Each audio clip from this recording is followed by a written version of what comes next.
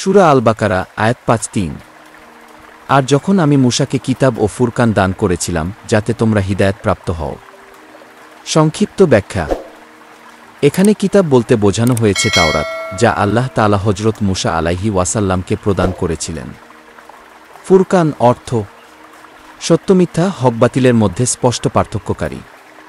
তাওরাতই ছিল সেই বিধান যা বনী ইসরায়েলকে সঠিক ও ভুলের মধ্যে স্পষ্ট দিকনির্দেশনা দিয়েছিল। এর উদ্দেশ্য ছিল বনী ইসরায়েলকে সঠিক পথে চলার হিদায়াত দেওয়া। শিক্ষা ১. আল্লাহ তার রাসূলগণের মাধ্যমে মানবজাতিকে সঠিক পথ দেখান। ২. প্রতিটি কিতাব মানুষকে সত্যমিথ্যার মধ্যে পার্থক্য করতে সাহায্য করে। ৩. হিদায়াত পাওয়ার জন্য মানুষের উচিত আল্লাহর কিতাবকে গ্রহণ করা ও অনুসরণ করা। ভিডিওটি ভালো লেগে থাকলে লাইক দিন। আপনার মতামত কমেন্টে জানাতে ভুলবেন না। নতুন ভিডিও পেতে চ্যানেলটি সাবস্ক্রাইব করুন।